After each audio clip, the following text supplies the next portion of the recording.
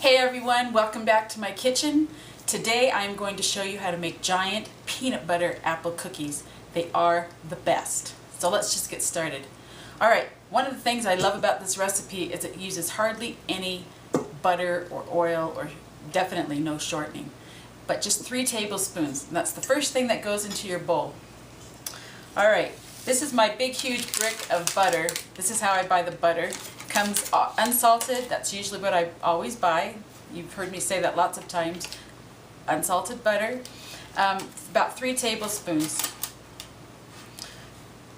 Alright, I know what you're thinking. You're thinking I'm just lobbing off a chunk, but I'm not. I'm actually using the guides on the side of the package. So if you want, you can put it into a tablespoon measure. That's fine. It's one of those forgiving recipes, okay? Alright, I'm just going to kind of cut that up in here because I want it to get soft. You want your butter to be soft. Alright, and then to this, we're going to add 3/4 of a cup of peanut butter. Now, you can use any kind of peanut butter that you have on hand. I happen to have the all-natural kind of peanut butter. I'm just going to stir it up a little bit because you know it starts to separate if it sits on the shelf a little bit too long. You know, I used to stick it in the refrigerator, but then it gets hard as a rock, and that's not very helpful either. So I just keep it on the shelf and give it a stir. Alright, get out my measuring cup.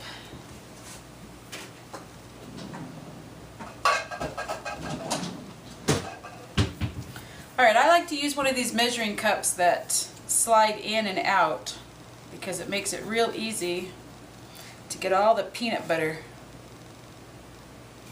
out.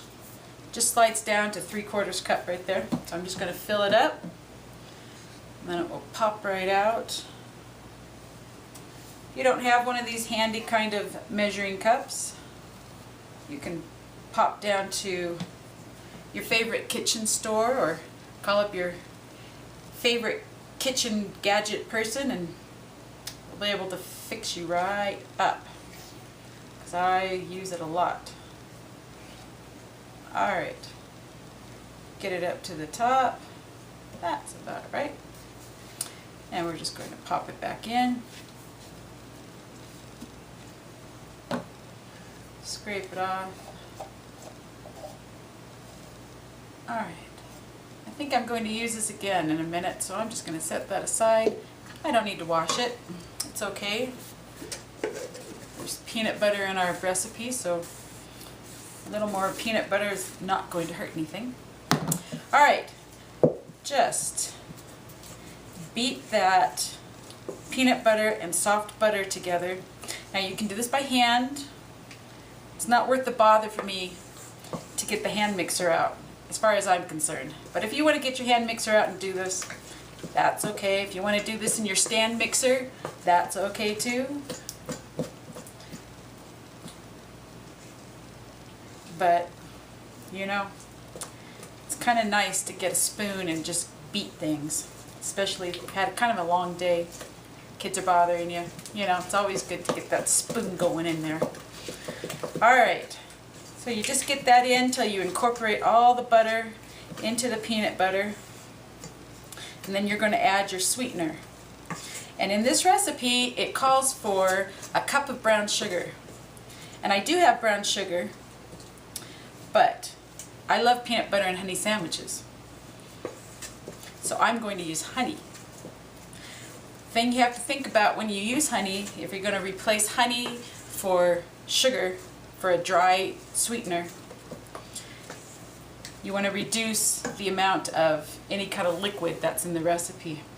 Alright, so my honey, I actually have whipped honey, because that's what I have a whole bunch of in my pantry. Whipped honey just has a little more air beat into it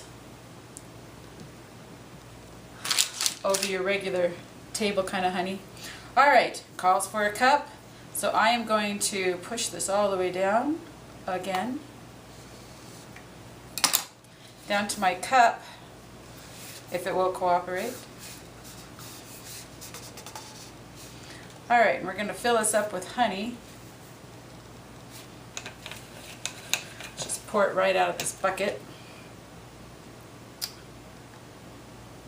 Yum. Peanut butter and honey. I don't think I like anything better than a peanut butter and honey sandwich on freshly made whole wheat bread. So good. Alright, put your honey into that peanut butter and butter mixture. There we go. Alright, I think I'm going to get rid of this in the sink. Alright, beat that honey in, or if you're using sugar, beat your sugar in until it's nice and creamed together. With the honey, it's not going to take very long if you use honey. You can also use agave nectar. Agave nectar is a bit more runny than honey, so it may change the texture of your cookie, but it will still taste amazing. Alright, got my honey in there. It's looking awesome. Now right here would make a wonderful spread. Just leave it like it is with honey, a little butter, and some peanut butter. Spread this on toast in the morning. Yum. A little bit decadent, but yum. Waffle topping. How many people love peanut butter on their pancakes? I know lots of people that like peanut butter on their pancakes. Alright, so we have a little bit of butter, some peanut butter, and our honey in here. Now we're going to add a couple of eggs. Now you can use egg whites, 3 egg whites, if you don't want to use those yolks. I love yolks. I like to use yolks, so I always add the yolks. Except of course if you're making an angel food cake, you want to leave those out. But today I'm going to use 2 whole eggs. Especially if you live at high altitude. If you've watched my shows, you know that I live at high altitude. I live at about 6,500 feet. And I'll call out if it makes a big difference in what I'm making between high altitude and sea level. This one, you definitely want to add those 2 whole eggs if you're at high altitude. If you're down at sea level, you can probably get away with maybe 1 egg. But if you're using honey, I would recommend using 2 eggs because you're going to have a softer cookie anyway with the honey. Alright, that is looking so good. Okay, we're going to add our flour at this point. I am using freshly ground whole wheat pastry flour. Okay, pastry flour is ground from soft white wheat. It's not the same thing that you'd use in bread baking, but you can use it in bread baking. You'll just get a very fluffy kind of loaf that won't hold up necessarily to good slicing. That's why I don't like to use 100% pastry flour in baking bread. I love to use it in making rolls, any sweet rolls or dinner rolls or any soft bread types.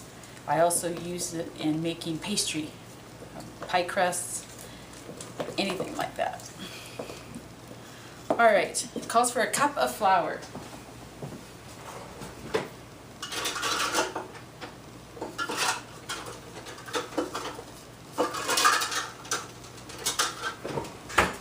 Okay, a cup of flour. And this recipe is actually very forgiving about the measurement of flour. So you don't have to get too technical about weighing or measuring the flour in this recipe. Just throw it in there. We're going to add a pinch of salt. You know how I like to cook. A pinch here, a pinch there. Alright, so the flour's in there, a pinch of salt's in there, and we're going to stir that together.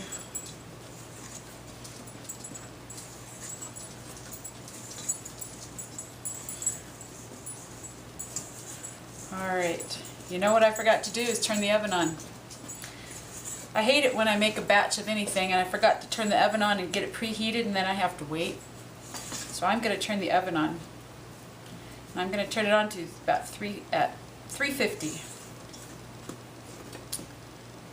You might want to turn it on just a little bit hotter for high altitude, but 350 should work pretty well no matter where you live in the height category. So I'm just going to turn my oven on to 350.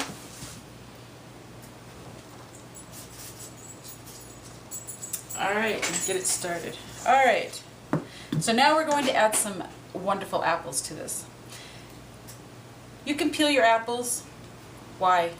Why peel the apples? Well, some people just don't like the peel. So go ahead and peel it. Me, these are a thin-skinned apple. They're a Gala apple. Very sweet. Have a very soft kind of texture. When you bake up a Gala apple, it can turn kind of mushy. So it doesn't make a great pie apple, but it will make a great cookie apple. I'm just going to take it on my coarse grater here and grate it right into my peanut butter flour mixture. This is also going to add a little bit of liquid, some natural apple juice in there. So we'll look at it once we're done, make an assessment if we need to add any more flour, and we're going to add a little bit of oats to it as well, so that'll help thicken up. This is so easy. It's kid friendly.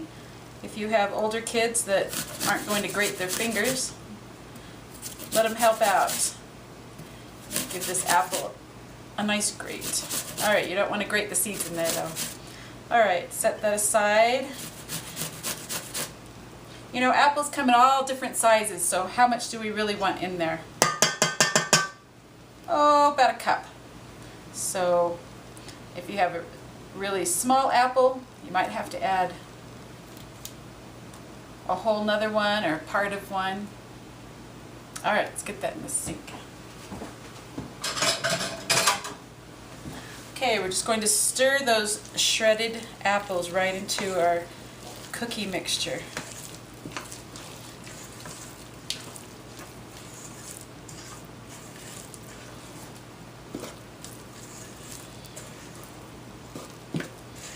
Alright, now we're going to add some oats.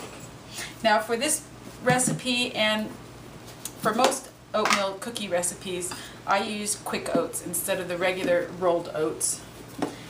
Because the regular rolled oats kind of are chewy and hard in your cookies, and they're kind of a turn-off when you're eating something so good. So we're going to put a cup of oats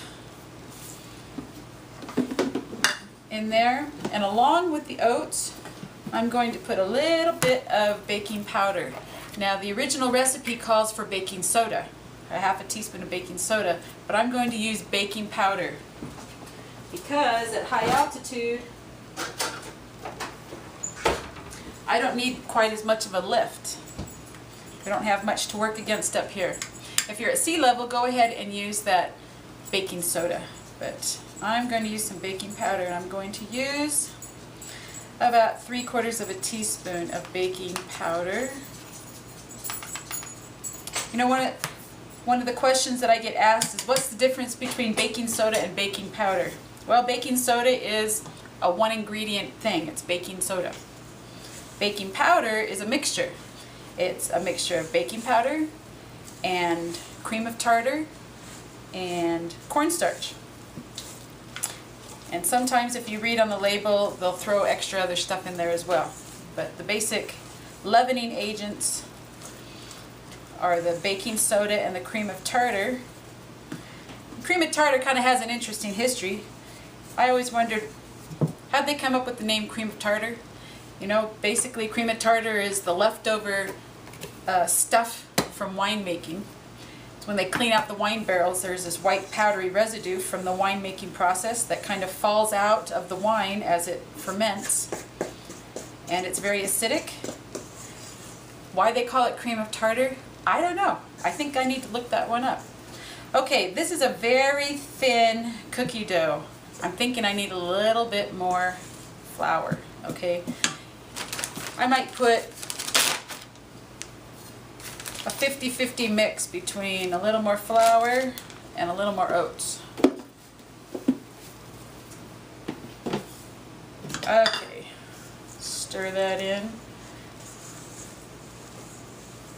You know, if your cookie dough is too thin, it will just be pancake cookies. And if you like pancake cookies, go ahead and leave it thin. But I like my cookies to have a little body to them. I like to be able to pick them up. These are going to be a soft cookie anyway. So you don't want it to be too thin. Otherwise it will just be crumbs. Alright, as this sets up, while you're getting ready to scoop it out and put it on your cookie sheets, it's going to thicken up just a little bit. So we're going to set that aside. It's still a quite loose batter for cookies, but if you want to give it a taste now, it tastes amazing. It's so good. So we're going to set that aside, clean up my spot here a bit, and get ready to put these cookies out on a cookie sheet. Alright,